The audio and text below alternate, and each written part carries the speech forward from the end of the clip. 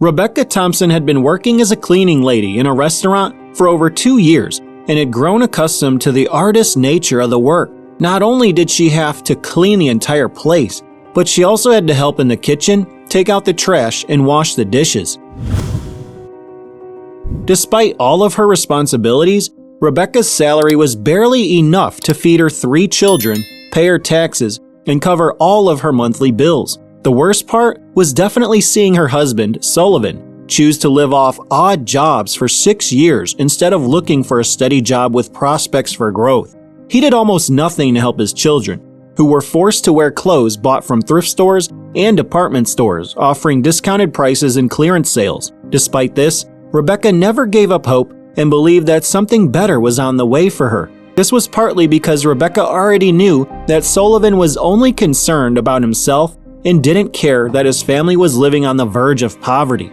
Rebecca's grandmother, Irene, also lived with the family, in addition to their 3 children. Irene had recently turned 85 and enjoyed the respect and love of her granddaughter and her great-grandchildren. Irene was in good health despite her advanced age and didn't require any care. The same could not be said for Rebecca's children, Michael, Luke, and Louise. Michael and Luke could wear the same clothes because they were only a year apart in age, so Luke could wear the clothes that were too small for Michael for another season. The boys only had to be careful not to tear or stain their pants, sneakers, or blouses. Louise, on the other hand, required more frequent purchases of new clothing. Sullivan was unaware of these fundamental requirements. New clothes were just frills and whims of his wife and children to him. The man, however, preferred to spend his meager funds on his own desires and whims, such as beers and snacks at a local sports bar. This was the thing that enraged Rebecca the most. Not only was he not involved in his children's upbringing, leaving everything to her, but he was also a financially negligent father. "Sullivan, what's the matter with you? How much longer can you keep this up? I can't support and care for the entire family. Have you forgotten that this is your family as well?" Rebecca expressed her feelings of despair during one of the couple's fights after the electricity and gas bills were raised by 20%. But Sullivan was used to his wife's complaints and assumed that her hysteria would pass as soon as she came out of her PMS. He was well aware that Rebecca was a gentle and passive person, which was precisely why he liked her. And for his wife, there were always the more delicate demands, like Luke's one day, who asked why his clothes were always the ones Michael had worn before. The kids at school had noticed, and he began to face hostility and harassment as a result. Rebecca didn't know what to do about the clothes, but she did tell him that the kids at school were mean and that there was nothing wrong with inheriting good clothes from his brother. Sullivan, for his part, learned that Luke was being targeted by the kids, but his reaction was almost the polar opposite of Rebecca's. He must learn to defend himself and fight back. This will pass soon. It's a child thing. That's all he said about the case. Sullivan lost patience when Luke insisted on the subject, claiming that he was the only student in his class who didn't take money to buy even one candy bar. The man blamed his wife for the family's problems, claiming that it was his mother's inability to save money that was the cause of the problems. The children's grandmother, Irene, on hearing this, chose to remain on the fence. She could clearly see that her granddaughter's marriage was fading apart and was concerned that taking sides would exacerbate the situation. Rebecca eventually filed for divorce. It took a lot of courage and a lengthy conversation with a lawyer to figure out what rights she would have if the divorce was finalized. She returned home and presented the paper that the lawyer had written to Sullivan. She wanted her husband to take her seriously. Sullivan was visibly shaken after hearing the news. He even tried to persuade Rebecca to give the marriage another chance, claiming that things could change. When Sullivan realized she was serious, he began to make trouble to intentionally delay the divorce proceedings. He said he needed to consult with a lawyer first, but as the days passed, he came up with more and more lame excuses. Rebecca, on the other hand, was not going to be fooled. She contacted her lawyer, who explained to Sullivan in one phone call that the obstructions he was trying to create would be added to the file and would be used against him in court.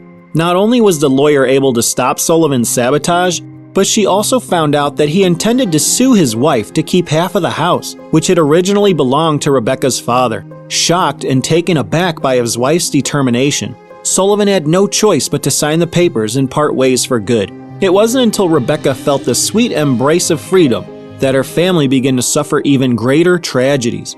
The issues began to pile up. Rebecca was alone and had to rely solely on herself. The illness of her grandmother, Irene, was the first challenge she faced. Aside from having to pay for a private consultation, they discovered that the medicines that would restore the old woman's health were prohibitively expensive. Michael and Luke also needed new books and to eat well in order to keep up with their classes. After all, who could concentrate on their studies if they were hungry?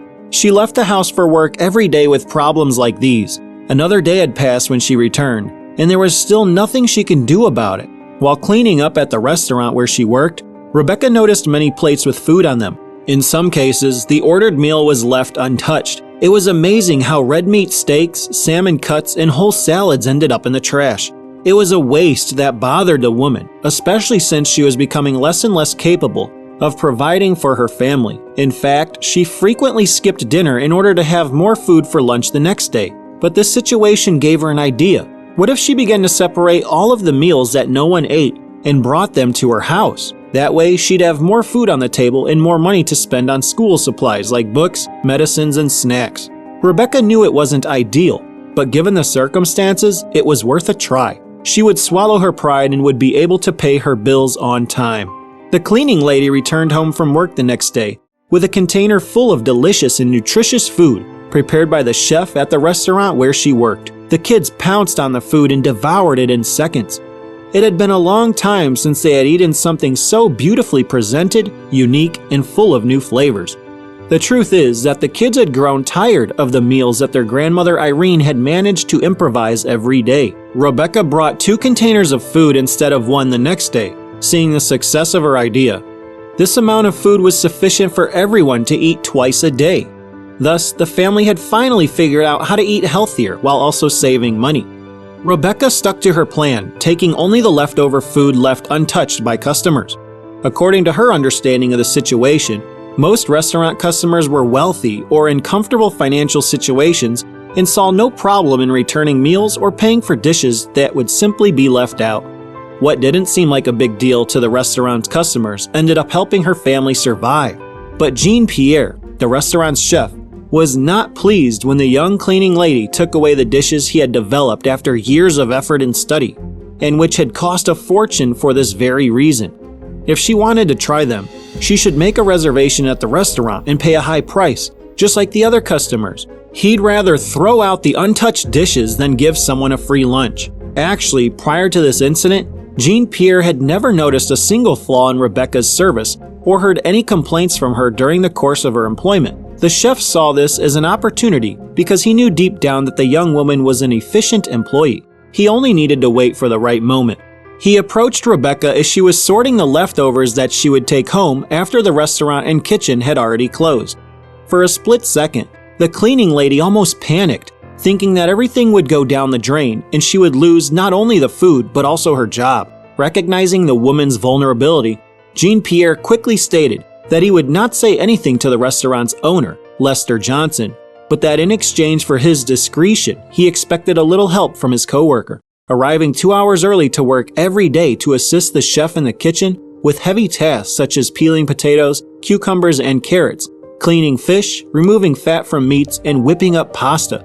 If she wanted to eat the best and could not afford it, she should make up for it by working extra hours. Rebecca argued that she had 2 children and an elderly mother at home, and that the extra hours at work would disrupt her family's routine. "You should have thought of that earlier, young lady," the ruthless chef remarked.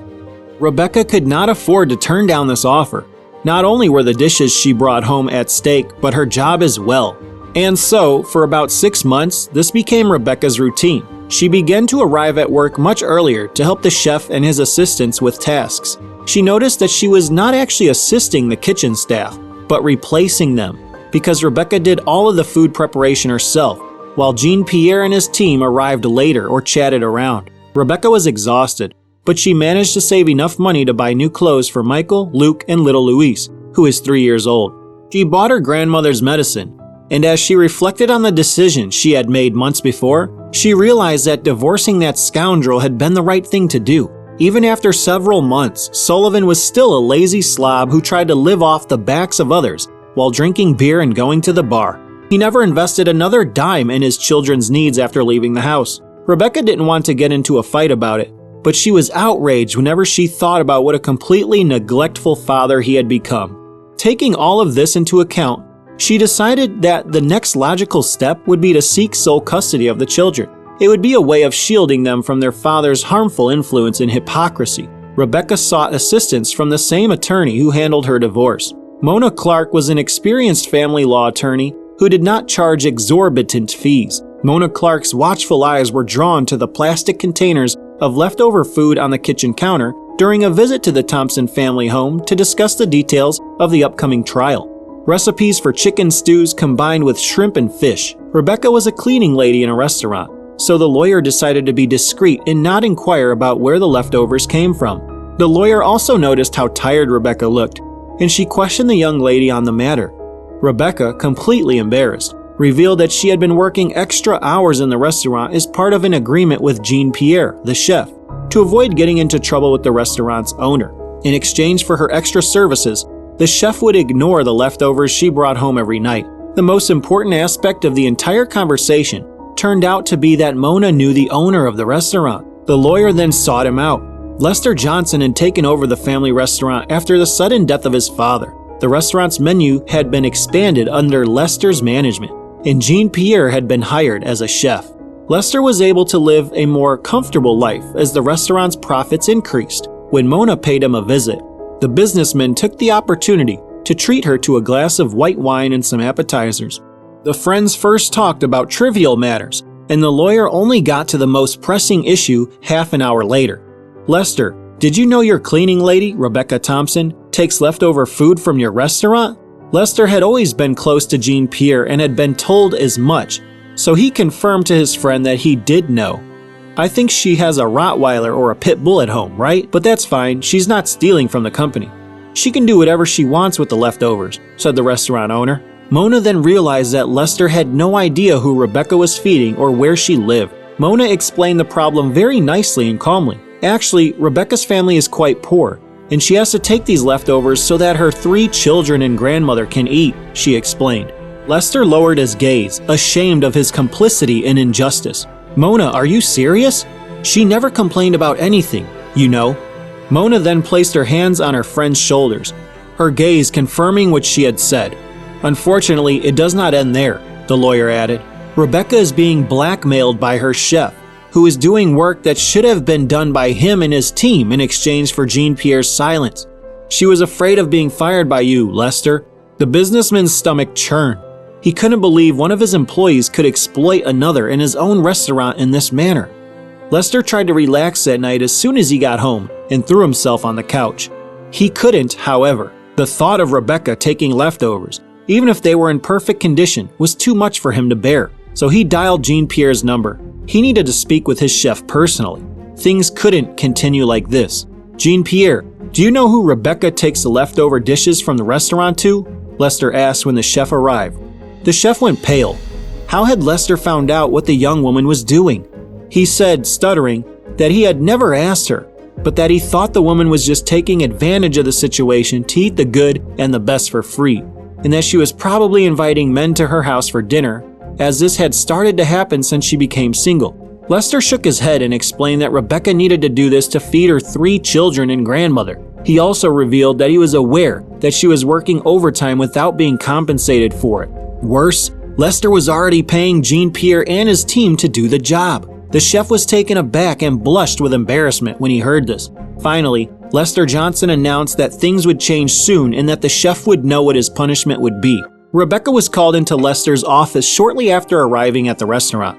Her heart raced because she had never had to step foot in that room since she was hired. Horrible theories started to form in her mind. Have they figured out what I've been up to for months? Will I be fired just as things seem to be improving? The cleaning lady's thoughts were being devoured by anxiety, but Lester only congratulated her and handed her a puffy envelope. Rebecca opened it and noticed it was filled with $100 bills. She was puzzled because receiving that amount made no sense. There, she saw the equivalent of 10 months' salary. Lester confirmed that there was no mistake, that it was all hers. "You've been here a long time and work very hard. We have nothing to complain about, and I wish to reward you for your efforts," said the restaurant owner. "I'm sorry if I didn't know how valuable you are to us and how hard you fight for your family. Rebecca's eyes welled up as she hugged her boss. He had never received such a spontaneous hug from an employee before, and it moved him. Rebecca thanked him repeatedly and, of course, invited Lester to her house for apple cake. Lester accepted Rebecca's invitation and visited the next day, but he had one more surprise in store: a bouquet of flowers and a contract. Rebecca opened the paper while they were eating the delicious cake and realized that Lester was about to open 2 new branches in town and would require new cleaners. If Rebecca agreed, she would be promoted to cleaning coordinator, and her salary would be tripled because she would now be in charge of cleaning 3 restaurants. The young woman raised her hand to her mouth, surprised. And rest assured, Jean-Pierre will never again set foot in a restaurant kitchen in the city, Lester added. Rebecca ran to hug her children and grandmother before Lester could finish his sentence. It was one of the most touching family moments Lester had ever witnessed. He was missing his father terribly at the time, but he was content to make other people happy. That day, no one left that humble abode the same way they entered. If you like this story, please leave a like, and this other video that is appearing on the screen now will probably move you as well. Have a good day and see you in the next video.